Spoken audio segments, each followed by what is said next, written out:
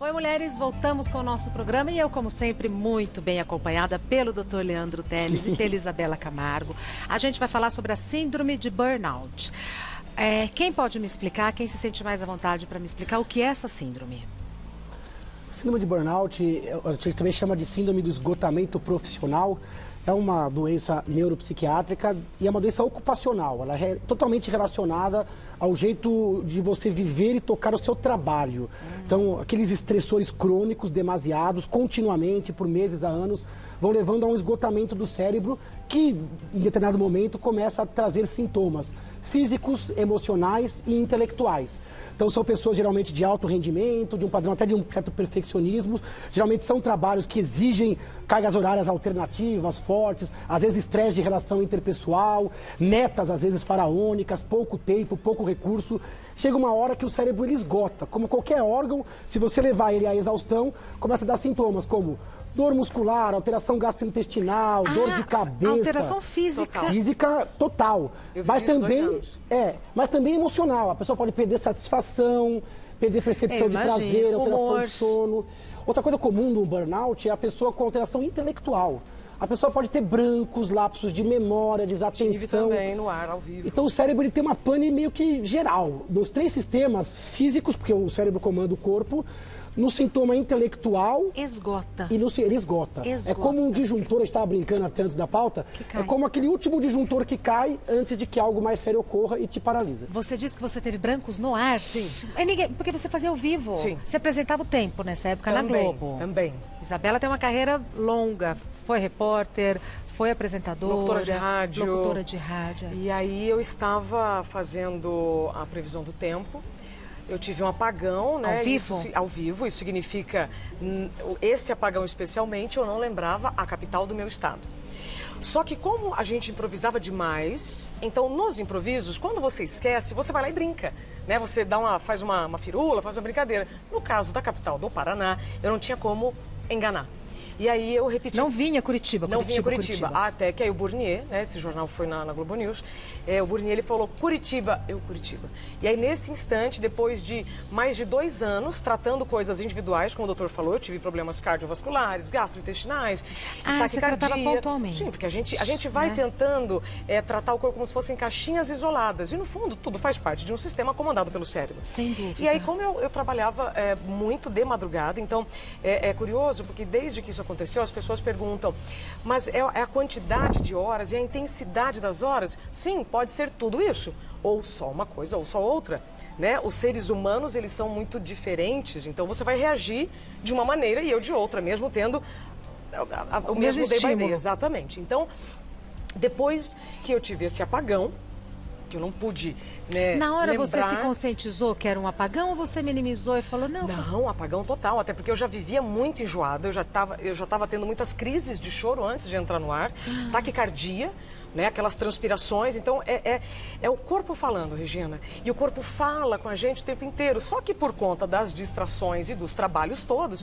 você não ouve o seu corpo, você vai escondendo, vai jogando debaixo do tapete, vai tomando um remedinho, porque parece que tudo é normal, né? Tô com dor de cabeça, é normal, tô com enxaqueca, é normal, tô com dor de estômago há mais de meses, é normal, não é. O trabalho, ele tem que ser colocado na sua vida como parte da sua vida e não só a sua vida, né? Algumas pessoas me perguntam também nas palestras, né, que agora eu tenho falado muito sobre isso, sobre saúde mental e produtividade. Porque se a empresa cuida da saúde mental, da saúde dos seus funcionários, ela cuida também da saúde financeira da empresa. Sem dúvida. Custa caro, né? Custa muito funcionário caro. Que não... E eu tenho, inclusive, feito pesquisas nesse assunto, conversado com o presidente do INSS, o Ministério Público do Trabalho também está comigo, levantando dados e querendo conscientizar sobre saúde mental e doenças ocupacionais. O Ministério Público do Trabalho de Campinas vai lançar no dia 13 de maio uma campanha, sabe o impostômetro que tem aqui em São Paulo? Sim. Que gira o número de impostos? Vai ter em Campinas, gente, um impostômetro desse para marcar doenças ocupacionais e dias afastados. É um prejuízo gigantesco para todo o sistema. O doutor falou uma coisa que eu adorei, né? Quem tem burnout, na verdade, todo mundo perde. E aí, é um negócio tão curioso, porque desde que meu caso ficou público, muitas pessoas me disseram, isso é mimimi. isso é frescura. Estresse é frescura. Então, existem já, né? Se você deixar, eu falo aqui umas 3 horas direto, porque a gente está vivendo, sim, uma mudança total na sociedade.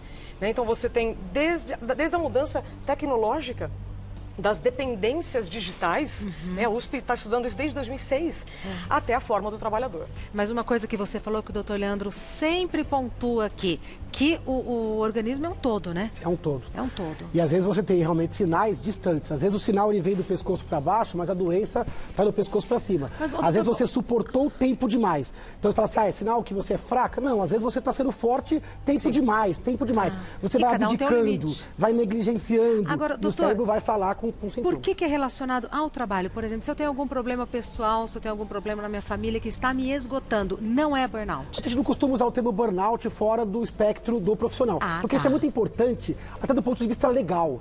Porque é importante que você entenda que essa doença é uma doença do trabalho, da forma de trabalhar. Isso existe uma série de responsabilidades, de direitos do trabalhador. O trabalho ele não pode esgotar o profissional. O profissional, ele é patrimônio do local, ele tem que ser cuidado. É um ativo da empresa, né? Ele tem que durar o tempo. Agora, então, que a gente vai ter que durar até os 60, 65 anos, então é importante que você não seja alguma coisa de curto prazo. Agora, às vezes a pessoa usa o termo burnout fora, o burnout do estudante, ou da maternidade, ou do cuidador. Existem formas de adoecimento por estresse por várias coisas. Mas o termo burnout ele foi cunhado e ele é mais específico para a questão do trabalho. O processo é o mesmo. E o diagnóstico? Porque assim, a Isabela foi no cardiologista, depois foi ver um gastro e tal.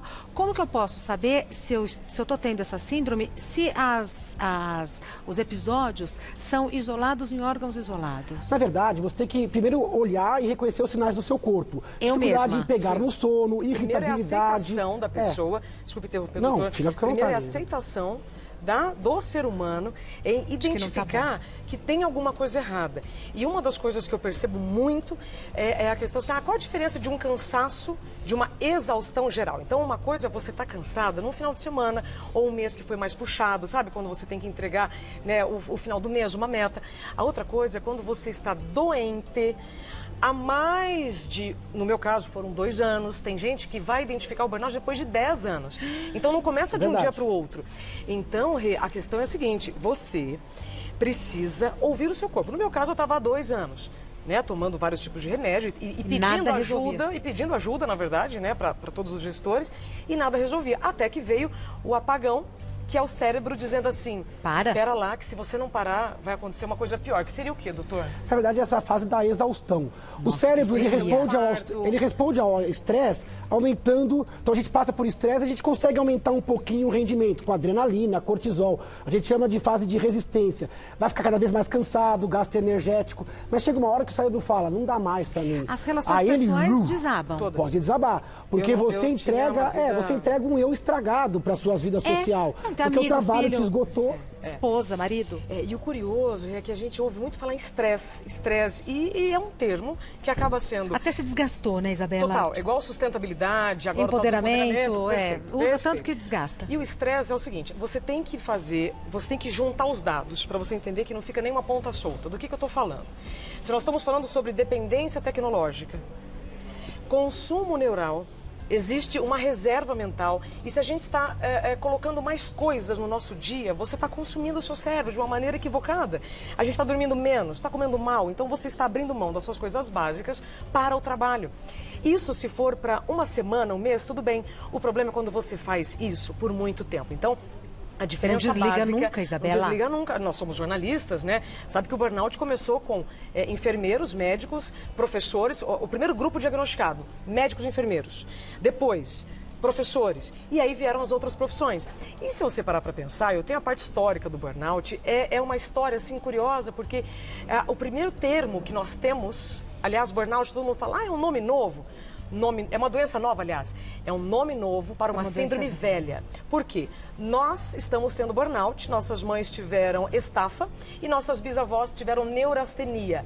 Neurastenia, olha que curioso, foi um médico americano que escreveu um livro chamado American Nervousness, que era a sociedade americana absolutamente fora de rumo por conta de um excesso de trabalho. Mas não acomete só mulheres, né? Não, mulheres e homens. Mas aí, ó, só para você pegar, 1869, são 10 anos antes de Thomas Edison inventar o filamento da luz elétrica. Então, nós já tínhamos pessoas sentindo os mesmos sintomas do que nós falamos burnout hoje há 150 anos. Então, o que que isso significa? Se lá, quando não tinha luz elétrica, as pessoas já estavam trabalhando demais e esgotadas, você imagina agora que a gente tem telefone o tempo inteiro, né? Credo, que é a nossa, né? é a nossa o prolongamento do cérebro, né, doutor? E não desliga. E como a gente está convivendo muito com máquinas, você acha que você é uma máquina. Aí à noite você vai lá, coloca no carregador, telefone. Quem não vai no restaurante já não procura uma mesa, né, perto de uma tomada. E aí você dorme menos, achando que está tudo bem.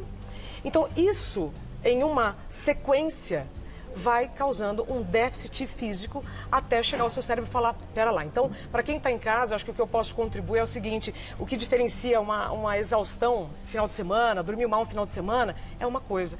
Sentir isso por mais de um ano, 2, 3, 4 anos, tem alguma coisa errada.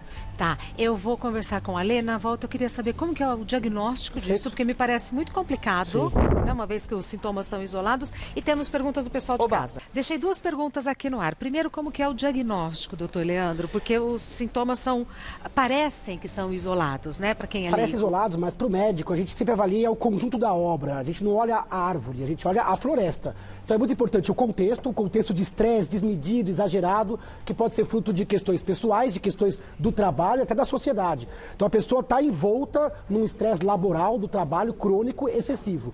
E ela começa a ter sintomas físicos, emocionais e cognitivos que mostram esgotamento do cérebro, então alteração emocional para baixo, perda de satisfação no trabalho, perda de vontade, choro, alterações cognitivas e essa coisa do esfriamento afetivo. Ela vai meio roboticamente, ela não está mais envolvida afetivamente com aquilo. É um fenômeno de despersonalização que a gente fala. A pessoa, ela vai, mas ela não está bem. A Isabela falou um sintoma muito comum, que é esse sofrimento antecipatório. A pessoa, ela vai para o trabalho querendo que acabe, sai, e aí ela não consegue descansar, e ela já sofre, às vezes, Nossa, porque é uma tortura. sofre no domingo, porque segunda vai trabalhar, ou à noite, porque no dia segunda vai voltar, passa mal antes de entrar no trabalho, né? Na verdade, Regina, eu ouço muitas pessoas me perguntando, né, se o problema é com o trabalho. Na verdade, a gente ama tanto o que a gente faz. É isso. Né, que aí você se dedica.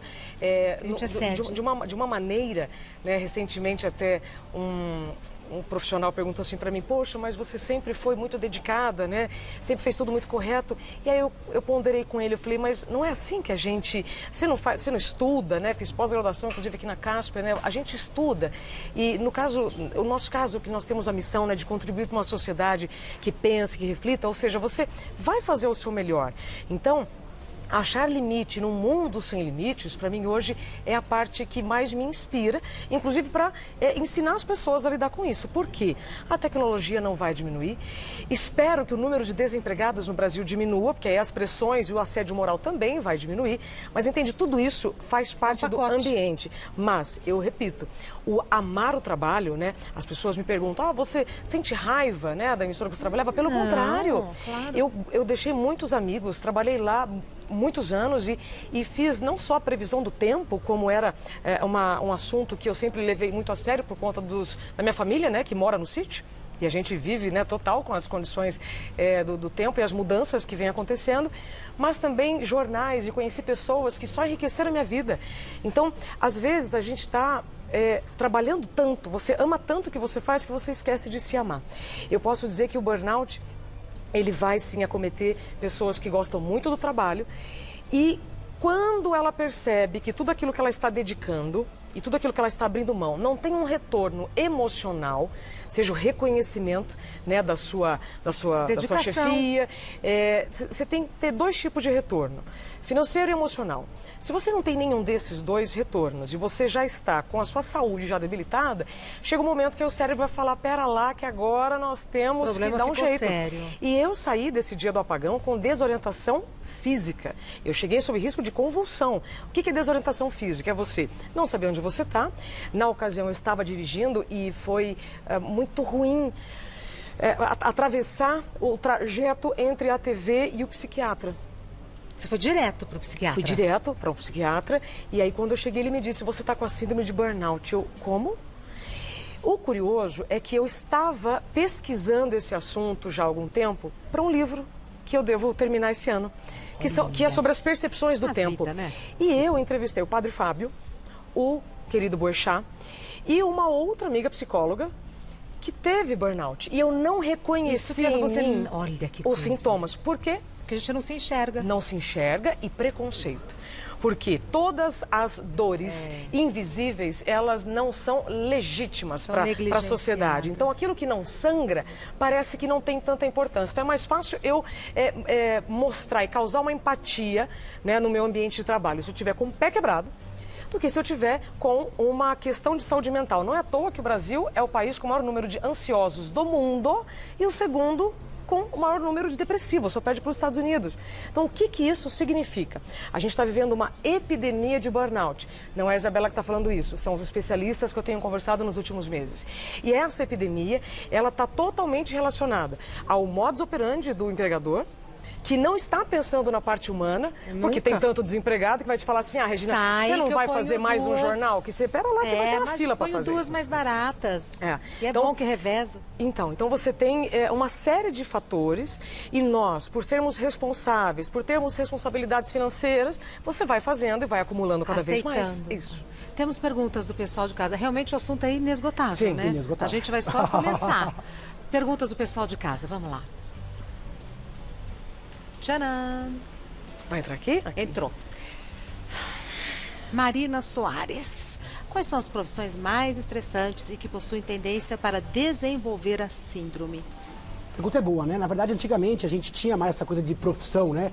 As profissões que lidavam mais com o ser humano, com a troca afetiva, com o atendimento, principalmente quando você encontra outra pessoa numa condição emocional desfavorável. Então, enfermeiros, médicos, psicólogos, a área da saúde, a área da educação, como a Isabela bem citou, existem vários trabalhos mostrando índices absurdos de estresse em escola, muito professor afastado, readaptado, que tem fobia de sala de aula. E é curioso que são duas carreiras que a pessoa busca geralmente por motivação, por talento, por paixão. Tá vendo? E aí o mundo vai desapaixonando e desumanizando aquela pessoa até que ela não suporta mais aquilo que ela acha que nasceu para fazer. Então é complicado. Agora, frustração, né, hoje em dia isso meio que se perdeu. A gente tem muito profissional de TI, jornalistas, muitos acometidos por estresse profissional, alguns com burnout, outros com o que a gente chama de pré-burnout, uma síndrome de burnout em curso, né? A gente tem isso em empresas, a gente tem isso em pessoas que são CLTistas, tem funcionário público, tem empresário, tem isso em donas de casa. Todo mundo. Então a gente pode ter isso em qualquer... Basta ter cérebro, né? E usá-lo para você poder ter burnout. Tendo cérebro e trabalhando, você corre o risco, se não encontrar o seu limite, né? Claro, se você exceder todos os seus limites e começar a se maltratar. E o que é se maltratar? Dormindo menos que você deve, comendo mais rápido. Menos diversão. Isso é fundamental para você manter a saúde geral. Agora, tem uma palavrinha mágica que para mim fez muito sentido. Um hormônio chamado cortisol, doutor. Quando nós mulheres, nós temos um limite entre 16 e 28. Tá? Cortisol é um exame que você faz de sangue. Tá. 16 a 28, alguma coisa lá do cortisol. Tá. Quando eu saí de licença médica, o meu cortisol estava 31. Muito acima do máximo, tá certo? Certo. E aí, depois de 2 meses e 15 dias de licença médica, o meu cortisol veio para 17. Olha. Então, esse é um resultado que até os médicos estão estudando para poder cruzar isso agora a médio e longo prazo, já que o cortisol é o hormônio do estresse.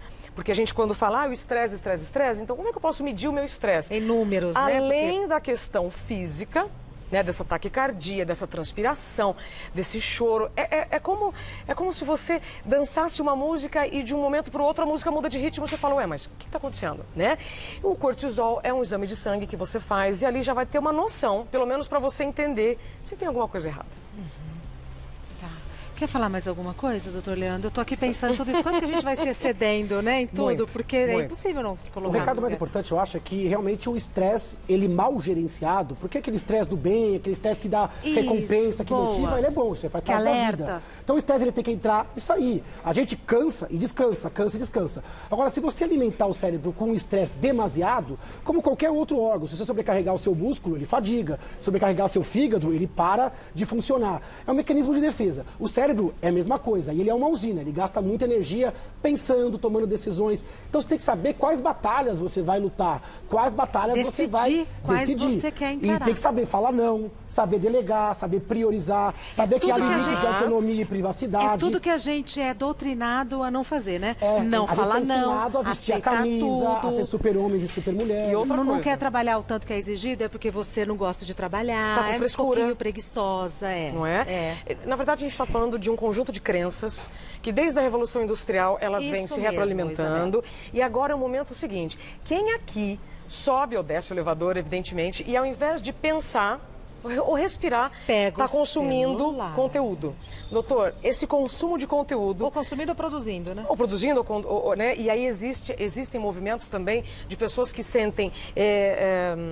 se sentem mal quando não acessam a internet porque elas podem pensar que estão perdendo alguma coisa. Ou seja, nós estamos vivendo um modelo de sociedade diferente. Primeira coisa. Segundo, com este excesso de acessos e de internet, a gente está consumindo o nosso cérebro, mas que diferente de uma máquina que se pifou, você vai lá e troca, né? Um celular, você troca um ano a cada 2, e os equipamentos estão muito mais frágeis. O cérebro não dá para trocar. Ai, tô até com medo. Ele tem que durar a vida inteira. Pronto. A gente fala, Agora então fiquei você com precisa medo. cuidar dele É. e você tem razão. A overdose e cada decisão gasta um pouquinho de energia. Boa. Então a gente tem que se blindar para tomar as decisões que valem a pena e que vão te dar retorno. Porque realmente não dá para pegar todas as batalhas. Você tem que durar pela vida toda com o seu cérebro saudável. Estresse ele tem que ser algo oscilatório e tem que ter engajamento e recompensa afetiva. E muito curioso, que até o celular se desgasta, ele fica lento. Sim, a bateria, né? A vai bateria perdendo. vai perdendo, a gente tem que Sabe trocar. uma Como que coisa troca o cérebro? muito curiosa? A gente está vivendo, Regina, o tempo da curadoria. Se você não fizer o seu filtro, você vai acabar consumindo um conteúdo ou informações que você não precisa. Então, assim, assistir mulheres, ouvindo a Regina, é uma coisa. Esse programa foi pensado para a qualidade de vida, para a saúde de quem está assistindo. Agora, a gente tem que fazer uma análise para entender quanto de conteúdo eu estou consumindo que não é bacana, não preciso. Então, está sobrecarregando o meu cérebro. E outra coisa, quando o pessoal da produção, né, falou, vamos falar sobre burnout, o Ocimar também, muito obrigada pelo privilégio de estar aqui, essa bandeira... Você vai ver o que vai acontecer daqui a uns meses. Você lembra na década de 90 sobre a Ler Dort? Lembro. Pronto. Posso te dar a manchete dos próximos jornais? Deve. Estamos diante da nova Ler Dort. Só que, diferentemente da década de 90, em que aqueles profissionais do banco, eles tinham lesões musculares, no cotovelo, no ombro, no punho, nos dedos, já foi difícil ali, que a coisa era visível para ser reconhecida como uma doença ocupacional. Você imagina agora as pessoas que estão pifando e ouvindo dos seus próprios colegas de trabalho ou de outras pessoas, né, que nas redes sociais todo mundo fica muito corajoso, isso é mimimi, isso é frescura.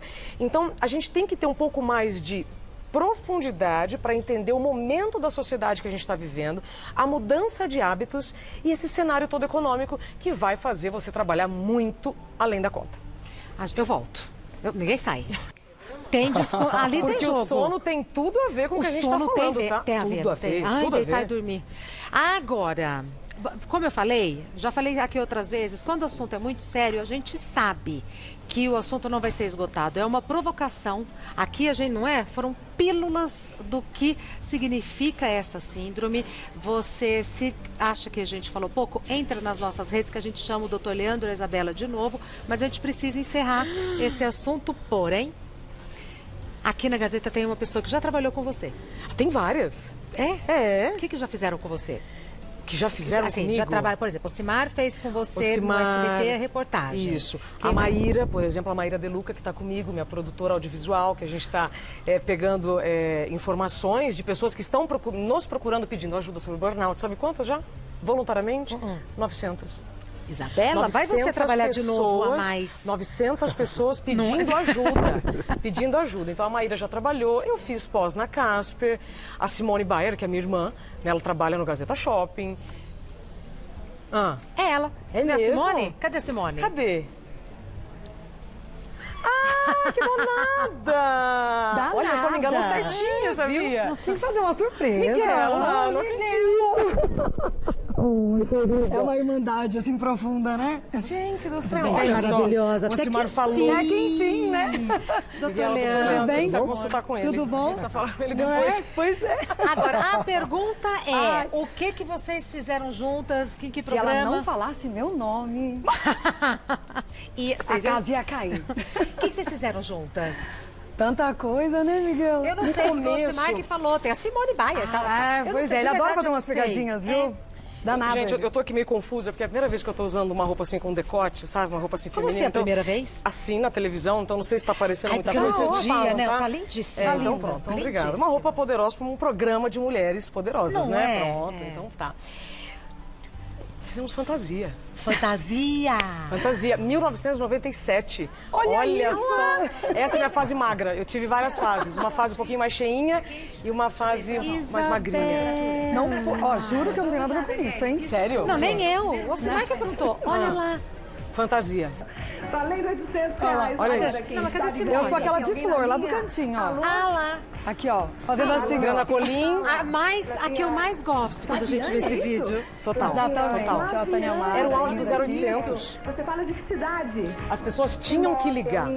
Minas, Mineirinha. É, na verdade, tudo começou, não foi nem no Fantasia. Nós éramos amigas lá no Paraná. Você também é do Paraná? Somos, viemos Interior. juntas, moramos 10 anos juntas, com o mesmo sonho, com o mesmo amiga. objetivo, sim. Não eram tão amigas. E o mesmo objetivo, né? Estudávamos juntas. Estudávamos no colégio. Nos colégios, você imagina, a Simone era popular. Né? Toda esportista, jogava várias modalidades. Eu era a nerd, então eu não era das populares Mas nessa é aí época. que deu certo aqui. É. Porque eu sempre fui a brincalhona, eu sempre fui infantil, mais infantil. Eu demorei para amadurecer, eu brinquei muito. E a Isa acabou tendo uma responsabilidade maior na vida dela. Então, é onde a gente se complementou nesses 20 e poucos anos de amizade legal. aqui.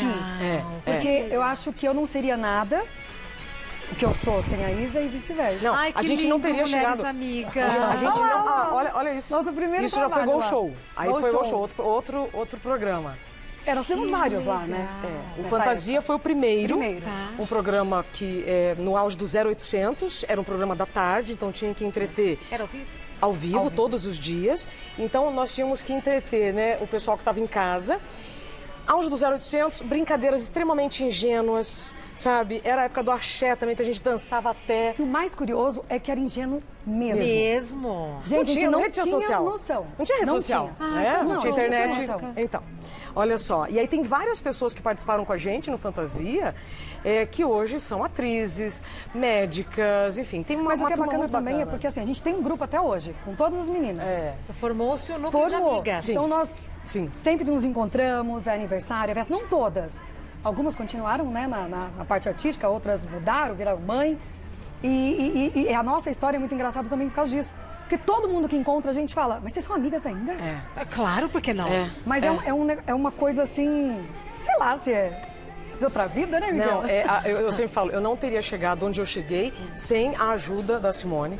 Né? E a gente sempre se complementou. Tanto que a gente brinca de Miguela, que Miguela é um termo que a gente se chama de uma época em que nós fazíamos recepção em feira.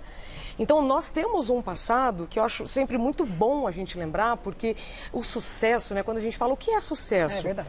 é muito variável, muito subjetivo, mas o caminho que você percorre, quando você relembra, você resgata, isso faz parte da sua biografia, quando você reconhece as pessoas que te ajudaram a chegar onde você chegou, isso é tão E bacana. mantém essas pessoas ao seu lado. sim. E assim, o que é gostoso, porque as pessoas, quando vê todo mundo na TV, acham que só tem coisa boa. E a gente teve vários momentos, né? De aprendizado? Momentos de aprendizado, momentos de dificuldade, de uma ajuda a outra, uma paga aluguel, uma faz o mercado, né? Sempre teve isso. No Fantasia teve N histórias incríveis também de brincadeira, gente no camarim, usando aquele CAD, se divertindo. Então, o que é legal é que as pessoas também olhem para um lado que, além da amizade, também teve as dificuldades, Sempre, né? sempre tem. Sempre tem. Sem dúvida. Mas a parceria é incrível. E o Fantasia foi até um divisor de águas. Porque eu acho que, através da Fantasia, trouxe com que a gente hoje... o que a gente faz hoje, cada um no seu caminho. Eu no varejo, no Gazeta Shop, aqui na casa, olha lá, fazendo Simone, feira. já cansei de te convidar 1000 vezes para ir para mesa. Hoje você não vai fugir. Aí você vai ficar. Fica aqui, Tem comida? Simone. Tem comida. Adoro Oba, comida. falei, gente, 3 horas de programa vai Olha, eu dar tava ali fome. atrás, eu tava vendo umas coisinhas passando. Ô, Simone, você vai ficar, né? Eu fico. Então vamos pronto, ficar. Simone Vamos fica. ficar. Não é Gente, olha, obrigada tá a todo comer. mundo. Doutor Leandro, pode ficar? Posso? Tá, então pronto. Todo mundo na mesa. Eu vou dar as redes da Isabela e depois eu dou as redes do Dr. Leandro, que quero mostrar o novo livro dele, que da outra vez a gente só mostrou o slide. Hoje o livro está aqui. Isabela Camargo, jornalista. O Instagram da Isabela Camargo é Isabela Camargo Real. Isabela com Z. Isabela Camargo Real. Isso. Quer falar mais alguma rede ou não? Não, é Isabela Camargo Real mesmo, né? E tem também o e-mail tratandoburnout@gmail.com. tratandoburnout@gmail.com. Eu, a Maíra de Luca, a Jaque Rocha, que é uma publicitária, a psicóloga Vivi Parra, nós estamos formando um grupo de informações. Tem laboratório já desenvolvendo pesquisas sobre burnout para a gente realmente poder mensurar essa epidemia que está acontecendo no Brasil. Então, se você se identifica, quer perguntar alguma coisa, estou à disposição. Agora essa é minha bandeira e parabéns por vocês estarem abrindo esse espaço para falar de uma coisa tão séria e que está acontecendo do nosso lado. Não está longe, como as pessoas pensam. Não, tá está do aqui, nosso lado. aqui, é. E eu falei, nas redes, se o pessoal pedir, a gente reedita a parceria e falamos sobre isso. Olha, gente, o livro novo do Dr. Leandro Teles. Dr. Leandro Teles é médico neurologista. Site do Dr. Leandro, leandroteles.com.br. O Instagram do Dr. Leandro é @neuroleandroteles. E parabéns. Obrigado. Parabéns, que alegria. Está em pré-venda e a gente já tem o dia do lançamento. Então, em primeira mão, vai ser no dia 10 de junho. Então, 10/6, aqui em São Paulo, um evento, todo mundo convidado, gratuito, vai ter palestra, música ao vivo e o lançamento oficial do Depressão Não é Fraqueza. Já trouxe também os antigos para dar de presente para a Isabela. Então, 10/6 é o lançamento. Mas e se eu já quiser comprar, não pode? Você já consegue comprar pela pré-venda, então pela internet você já pode comprar e eles entregam a partir de 1º de junho na sua casa pelo menor preço do período. Você já pode ter esse livro aí na sua casa. Entra nas redes do Dr. Leandro, é isso? Isso, já pode garantir a venda, já garantir seu exemplar, e inclusive já receber antes do lançamento para levar para assinar. Quem quiser comprar na livraria, também a partir do começo de junho já vai estar nas livrarias. E no dia 10 de junho, 10/6, vai ser uma grande festa, um grande encontro de todo mundo. Todas convidadas, eu convidei a Isa. Eu já estarei lá. Vai ficar todo mundo aqui. Hoje assim, ninguém sai. Nem a Simone, que eu já cansei de convidar.